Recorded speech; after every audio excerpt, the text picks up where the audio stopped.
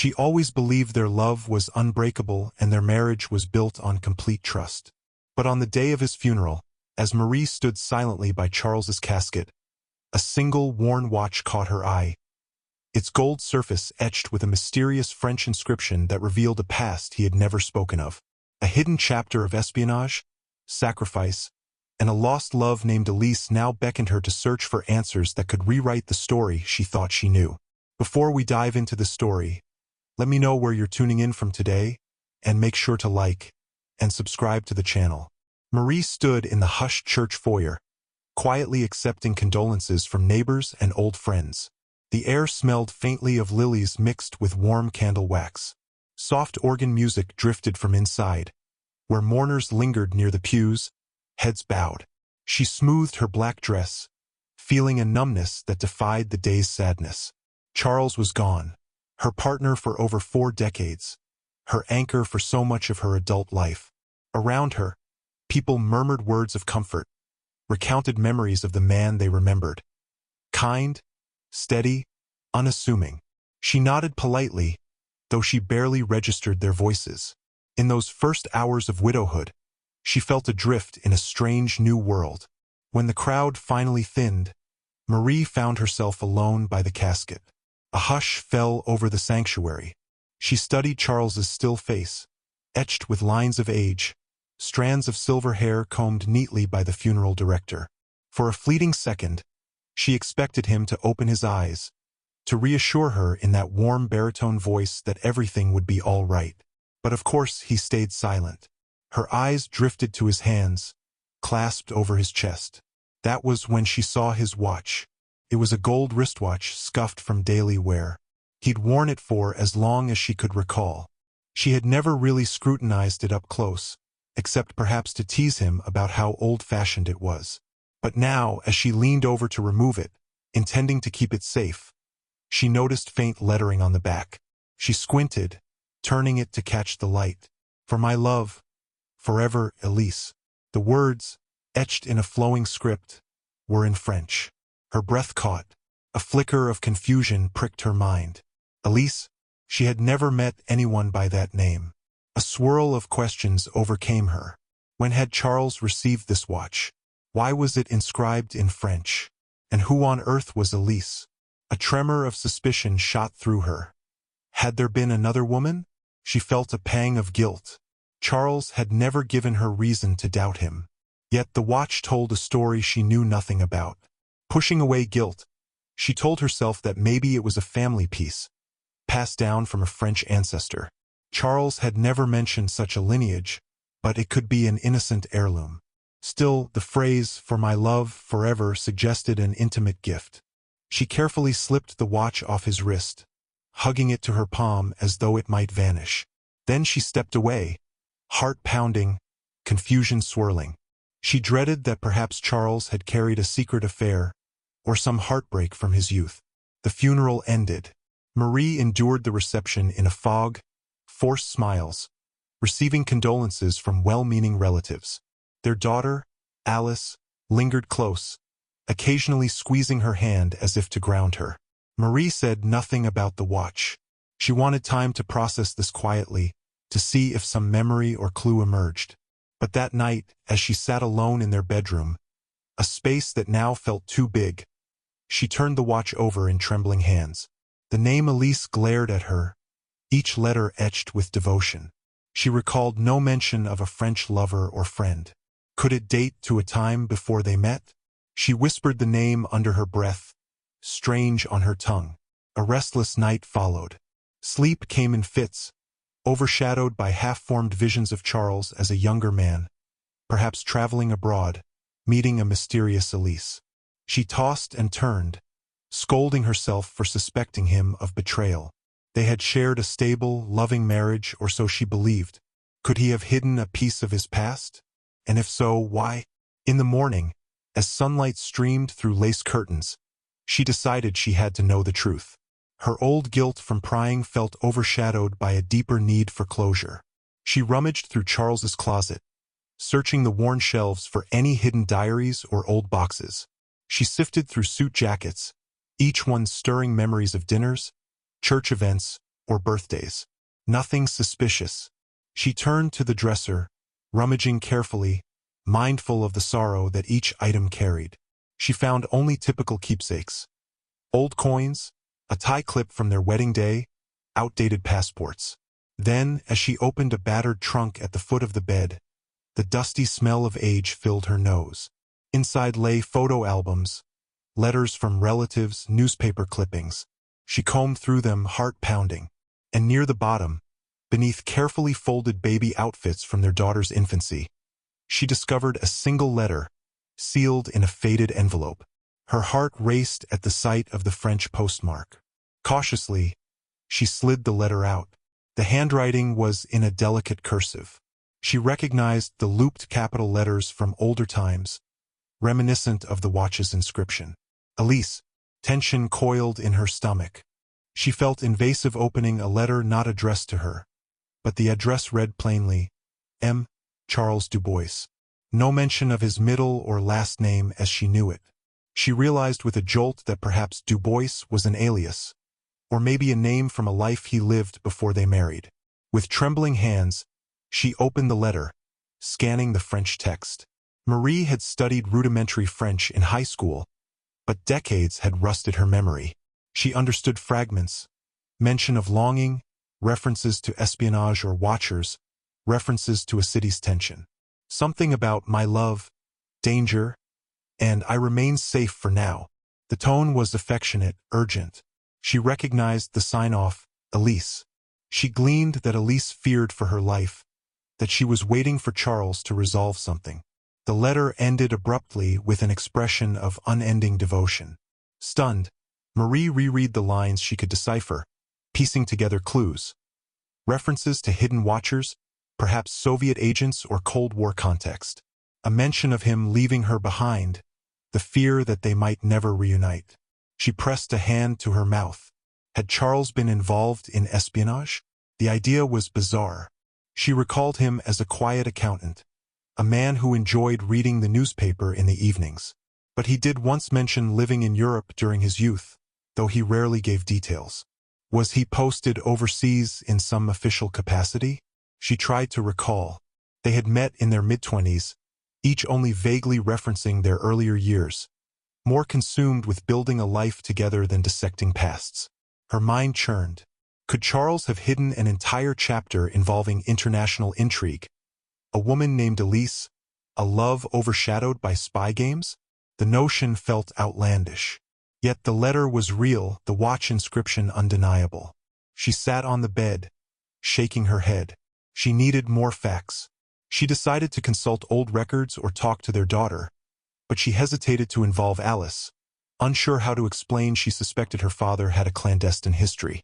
The next day, in a subdued house that smelled of leftover funeral flowers, she summoned the courage to read the letter fully with the aid of a French-English dictionary. Took hours, piece by piece, as she scribbled translations.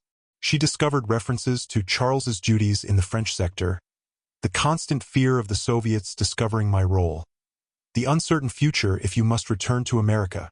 The letter ended with a plea for him not to forget her, that she would love him always.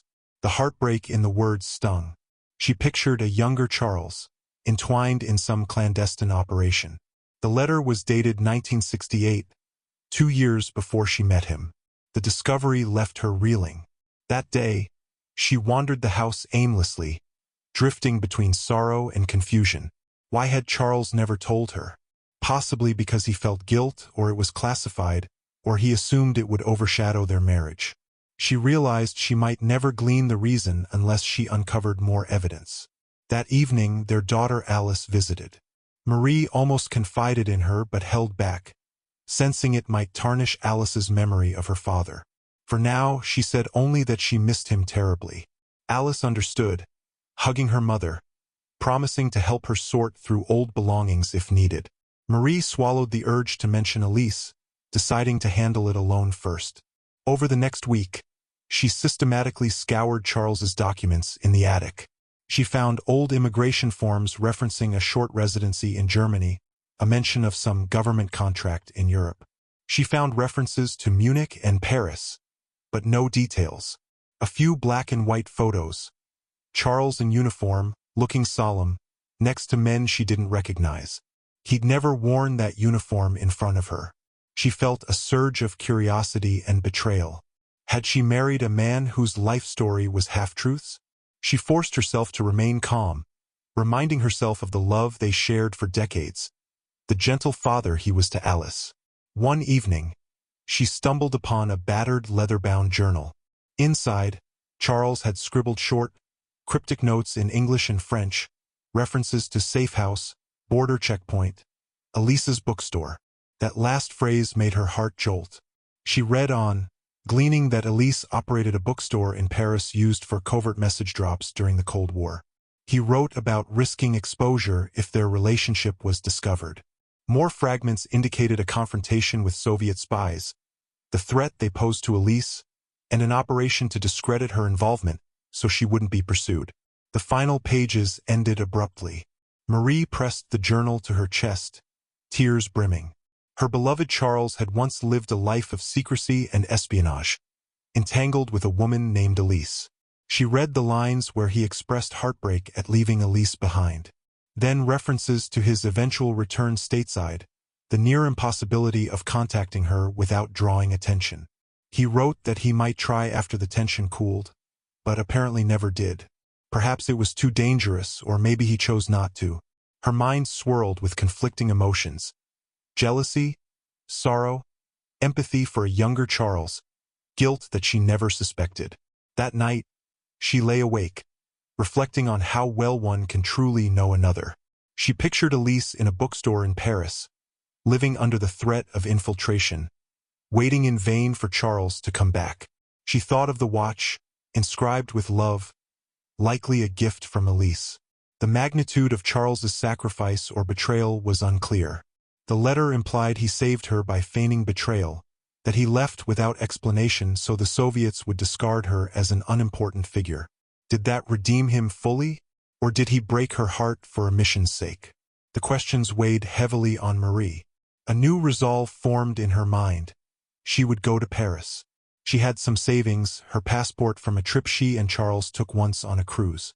She had never visited Paris, only hearing Charles mention it briefly.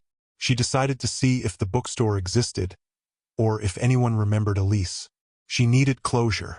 She whispered to her husband's framed photo on the nightstand, "I'm not angry. I just need to understand." The next morning, she booked a flight, ignoring the stir of anxiety at traveling alone. She told Alice she was visiting Europe to clear her head after the funeral. Alice found it sudden but sensed her mother needed a personal journey. Marie left the watch in a secure drawer, half tempted to bring it as a talisman but deciding not to risk losing it. Arriving in Paris felt surreal. The bustling crowds at Charles de Gaulle Airport, the swirl of French signs, the rush of travelers, all disoriented her. A pang of longing for Charles's companionship surfaced. He would have guided her confidently, speaking enough French to manage. Instead, she muddled through with a tourist's dictionary. She found a modest hotel in the 7th arrondissement, near the Seine. The front desk clerk offered polite English. Marie settled in, heart pounding at the leap she had taken. That first night, jet-lagged and alone, she stared out the window at the city lights, imagining a younger Charles weaving through these streets, an American soldier or operative enthralled by danger and romance. She pressed her hand to the glass, quietly murmuring the name Elise. The following days, she scoured local archives. She visited the War Museum, inquiring about Americans stationed in France in the late 1960s. She got direction to the American Embassy's cultural office. Each lead unraveled half-answers, referencing the complicated intelligence presence during the Cold War. Clerks looked at her politely, uncertain how to help. One older archivist recommended she check out local historical societies that track resistance members. The clue about Elise in a bookstore might link to old records of French partisans or covert networks. Marie's French improved slightly under constant need, though she mostly relied on slow English explanations. She felt each day slip by with minimal progress. Then, at a small library near the Sorbonne, she encountered a retired historian who recognized mention of a woman named Elise, associated with an underground operation in 1968. Something about coded messages in a bookstore's inventory. He explained that leftover Soviet infiltration attempts had forced many operatives to hide or relocate. Some eventually re-emerged. He had no direct location for Elise, but recalled that an old bookstore called Library Lambert had once been rumored to house a resistance veteran. Intrigued, Marie took down the address. It was in a quieter district, away from the main tourist hubs. The next morning, she rode the metro. The city soared overhead, glimpses of classic architecture through train windows. She disembarked in a neighborhood of narrow cobblestone streets, the buildings centuries old, painted in subdued pastels. The bookstore, Library Lambert, was easy to miss. A small front with dusty windows, a faded sign above the door. She paused outside, heart drumming. Could Elise still be here, after all these decades? Or had the store changed hands many times? She inhaled, then pushed open the creaky wooden door. Inside, the air smelled of old paper and ink. Dim lighting revealed tall shelves crammed with books in French. Behind a modest counter, an elderly woman, hair neatly pinned, browsed a ledger. Marie noted the woman's sharp features, a certain elegance in her posture. Timidly, she approached, recalling the phrase from Charles's journal, Elise's bookstore. She forced a polite smile. Bonjour, excusez-moi, parlez-vous anglais? The woman nodded slowly, setting aside her ledger. A little, she replied in a soft voice. Marie felt her throat tighten. Could this be Elise? She introduced herself in halting French, explaining that she was seeking a woman named Elise, who might have run this bookstore. The woman's eyes flickered with emotion. She answered, I am Elise. And who are you? The accent was calm, tinted with suspicion or curiosity. Marie swallowed, tears threatening. She had found her. She explained her story in fragments. Her husband, Charles, the watch inscription, the old letter referencing a bookstore. Elise's face tensed at the name Charles. For a heartbeat, her eyes brimmed with tears. She demanded to see the letter. Marie realized she had left it at the hotel for safekeeping. She rummaged for a photo of the letter on her phone. She showed it to Elise, who scanned it, breath-catching. Elise pressed a trembling hand to her mouth, setting the phone down. She stared at Marie intently. So you are Charles's wife, she said at last. Her tone carried a swirl of sadness. For a moment, they stood in charged silence, the quiet store around them. Then Elise closed her eyes, exhaling. I never thought I would meet you. Marie, tears now slipping free, explained how Charles had died, how she discovered the watch with an inscription from Elise. Elise nodded, as though rummaging through memories.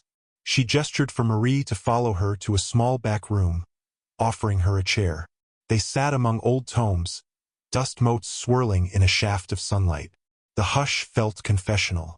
Elise studied Marie's face, perhaps noticing the lines of grief. Then she spoke in hushed English. Many years have passed, so you found the letter. I wrote it in fear, uncertain if it would reach him. Marie felt a pang of guilt, imagining how that letter had sat unread for decades. She told Elise how Charles kept it, hidden, never told her about it.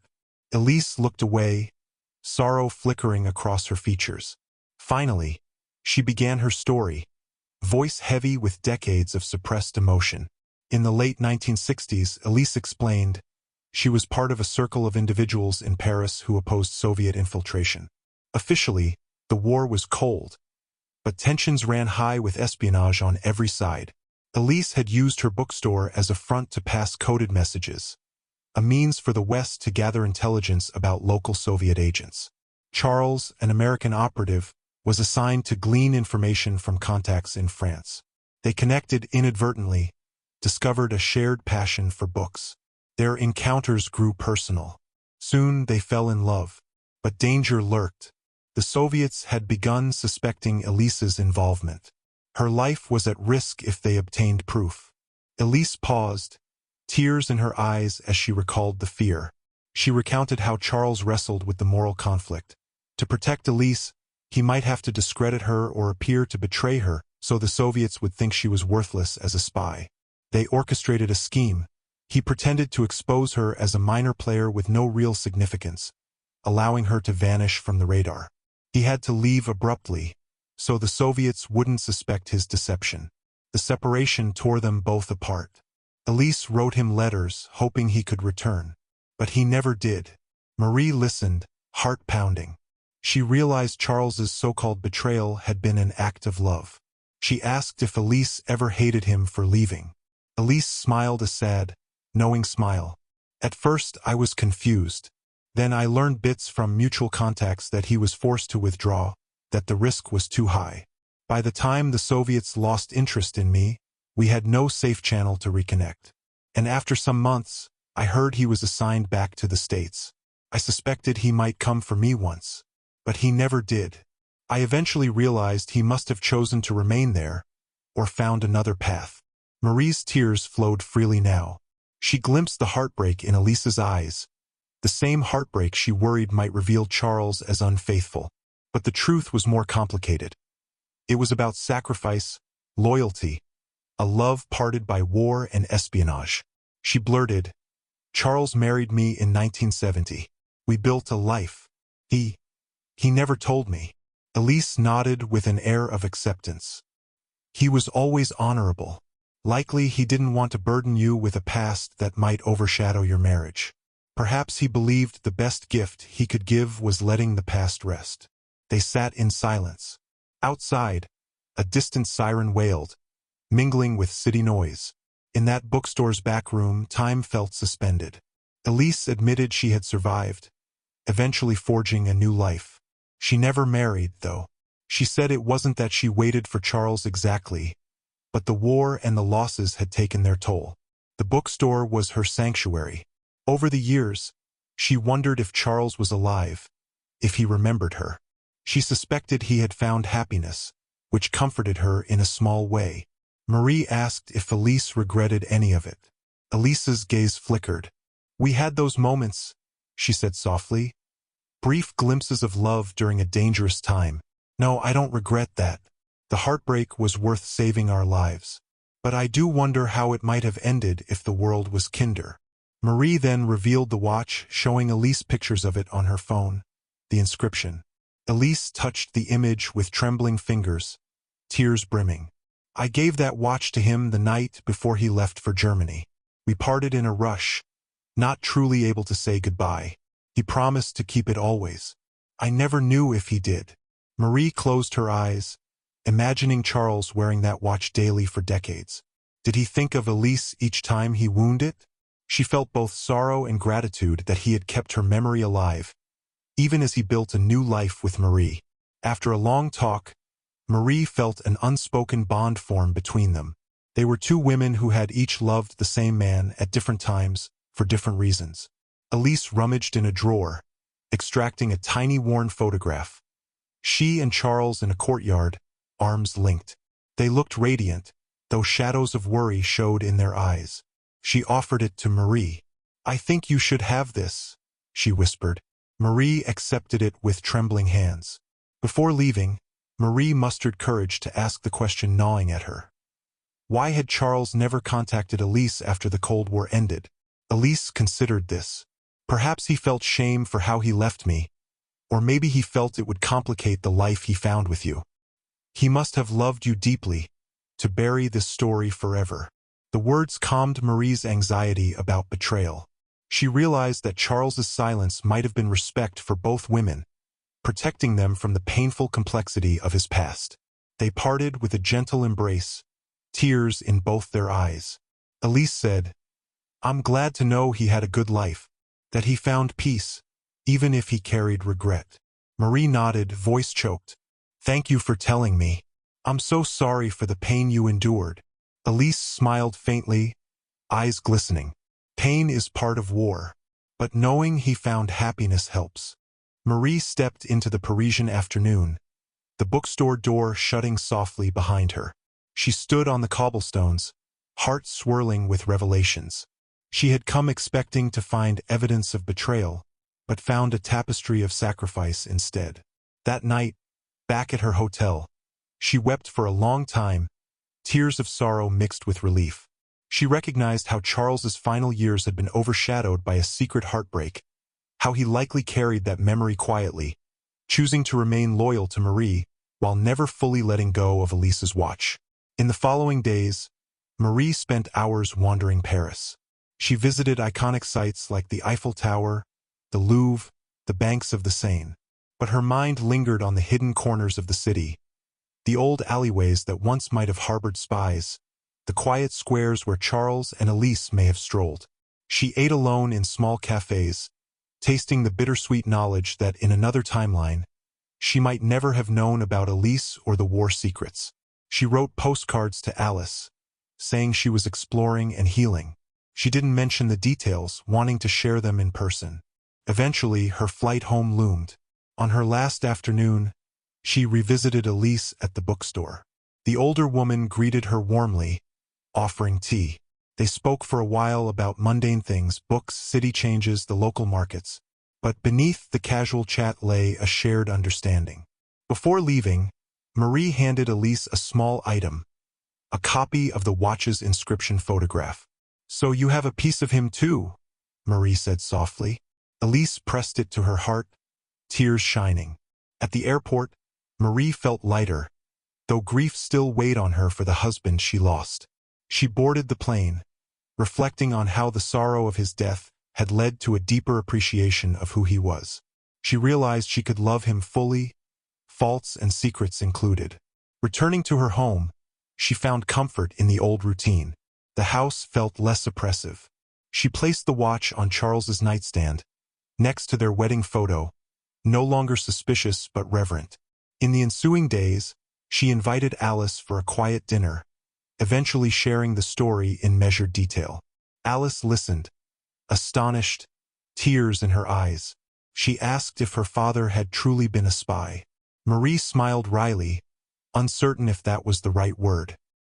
He was involved in something clandestine, yes. He protected a woman named Elise from danger. And he must have felt that telling us would reopen old wounds. Alice processed this revelation with a mix of disbelief and awe. So he had a whole other life. Marie nodded, hugging her daughter. They cried together, mourning the father, the husband they thought they fully knew. Time drifted. Seasons changed, and Marie resumed a semblance of normalcy. She found solace in gardening, tidying up Charles's old workshop. Some nights, the watch caught her eye, reminding her of the unbreakable bond between her late husband and another woman. But the sting of jealousy had faded. Instead, she felt admiration for Charles's capacity to love so deeply, to sacrifice for Elise's safety, and then to build an honest marriage with Marie, all the while quietly carrying that heartbreak. She recognized that love could be vast enough to encompass multiple truths. One quiet afternoon, she sorted through the attic again, stumbling upon more mementos. She found small references to his time in the service, codes that made sense in light of his intelligence ties. Among them, a separate letter in English, unsent, addressed to Elise. The envelope read Elise, 1972. Her heart pounded as she carefully opened it. The letter's contents revealed Charles's longing, an apology for the deception, acknowledging that he had found a new love, Marie, and that he owed her honesty but couldn't bring himself to reopen old wounds by contacting Elise.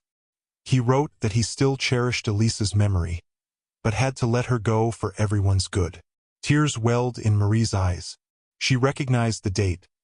1972 was when she was pregnant with Alice. Possibly he decided fatherhood was more pressing than reviving old passions. The letter ended with a vow to keep Elise in his heart, grateful she survived. But he never mailed it. Marie folded the letter gently, tears coursing down her cheeks. She realized how Charles had wrestled with guilt all that time. She decided Elise deserved to see it. She typed it into an online translator, confirming its contents matched her partial reading. Then she mailed a careful translation and a copy of the letter to Elise's bookstore address, including a short note. "I thought you should know his final thoughts. Thank you for sharing yours." She felt a release, hoping that by bridging this gap, they both might find deeper peace. Weeks later, A small package arrived from Paris. Inside was a delicate bookmark featuring an image of the Eiffel Tower, with a handwritten note from Elise. "Thank you for letting me read his words. It brings closure. I wish you and Alice a life of quiet joy. Elise." Marie pressed the bookmark to her heart, tears of gratitude forming. She placed it inside a photo album dedicated to Charles's memory, ensuring their stories intertwined there. Time softened the grief. Marie discovered she could speak of Charles without the pang of emptiness. She even shared the watch's story with close friends, omitting certain details of espionage but highlighting that Charles once saved a woman he loved, bearing that secret as a silent burden. Her friends found it romantic, though sorrowful. Marie recognized that some might judge it as a partial betrayal, but she felt differently.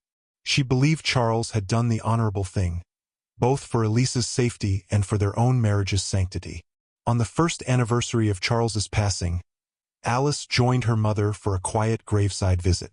They laid flowers, and after a reflective silence, Alice asked, "Do you think Dad ever regretted not telling us?" Marie patted her daughter's hand. "Maybe, but he must have believed it was best to protect us from the pain. He was a good man who had to make impossible choices." Alice nodded. She said she hoped that wherever he was, he felt forgiven. They parted from the cemetery, a sense of acceptance descending. By the second anniversary, Marie felt an urge to revisit Paris, to see Elise again and pay respects to Charles's memory in the city that shaped his younger years. She invited Alice, who readily agreed. They traveled together, mother and daughter, strolling the old streets that once concealed tension and espionage. They visited the bookstore. Elise embraced them warmly, tears shining. She served them tea in the back room. The three women shared stories. Alice described the father she knew, kind, steady, loved classical music. Elise spoke of the Charles she knew, courageous, wry, always reading histories. They found the facets of Charles aligned well, different angles of the same soul. Emma, Elise's cat, prowled the store, meowing for attention. Afterward, Elise walked them to a small courtyard near the Seine, where she said she and Charles once lingered. It was quiet, lined with potted flowers, a modest bench under a gnarled tree. They sat, feeling the weight of the past. Elise admitted a sense of relief that after all these decades, she no longer had to wonder if Charles survived or forgot her. She said it was enough to know he lived fully, found love, and raised a daughter. Alice hugged Elise, tears streaming. Marie placed a small photo of Charles, from their wedding day, on the bench for a moment, feeling that somehow it bridged the two worlds. They parted with smiles and tears, Elise thanking them for bridging the gap. She told them the bookstore would remain open as long as she could manage, her quiet protest against time's ravages. She said if they ever needed a place to remember Charles, they were welcome. Back at their hotel, Alice told her mother she never expected to bond with her father's old love, but it felt strangely right. Marie agreed, calling it bittersweet, a testament to how life's complexities can be handled with grace. Returning to the States, they carried renewed peace. The memory of Charles was no longer overshadowed by suspicion. They had the watch, the letters, the knowledge of his sacrifices. Marie resumed her daily life, hosting small gatherings, volunteering at the local library. She displayed a single photograph in her living room, Charles in uniform, next to her and Alice at some event, symbolizing the life they built. Tucked behind the frame, she kept the old black and white photo of Charles with Elise, acknowledging he carried that love too. One autumn evening, as Marie prepared for bed, she picked up the watch from her nightstand, studying the inscription. She felt no pang of betrayal now, only warmth. She whispered to Charles's image, "You were more than I ever knew, but I love you still." A gentle breeze rustled the curtains as though answering her. She realized that in discovering Elise, she had discovered the final dimension of Charles, and it neither reduced her marriage nor overshadowed it. Instead, it enriched her understanding of the man he was. In the following months, she wrote a short memoir for personal closure, describing how she uncovered the watch's secret, traveling to Paris, meeting Elise. She didn't plan to publish it. Rather, She left it for Alice to read one day so her daughter could pass the story on. She ended the memoir with a reflection. Love can exist in multiple chapters, each with its own heartbreak and devotion, and some secrets are kept out of kindness. She titled it, For My Love, Forever, echoing the watch's inscription. As time moved on, Marie occasionally wrote letters to Elise, updating her about family milestones. Elise replied with glimpses of her quiet life in Paris, sometimes describing visits from old acquaintances. She never remarried. The two women formed an unlikely friendship, connected by the love and grief of the same man. In a sense, Charles's memory bridged oceans. Finally, near the end of one spring, Marie felt a calling to revisit Charles's grave. She brought the watch. She stood there with the sun warming her shoulders, birds chirping among the headstones. She placed the watch gently on the grass for a moment, letting tears slip. She whispered gratitude for the life they shared, acknowledging that his hidden chapter had shaped him just as deeply as their marriage. She didn't resent him for it. Instead, she admired his capacity to love, to protect, and to quietly accept the cost of those choices. Returning home, she set the watch back on her dresser, a cherished relic. She realized that some might question how she could love a man who kept such a secret. But love was never simple. She recognized that no marriage, no person could be fully known, yet that didn't diminish the bond they created. The hidden chapters might remain hidden if not for his passing, but discovering them only deepened her appreciation for the man he was. Thanks for watching till the end. If you enjoyed the story, give this video a like if you haven't already and subscribe for more.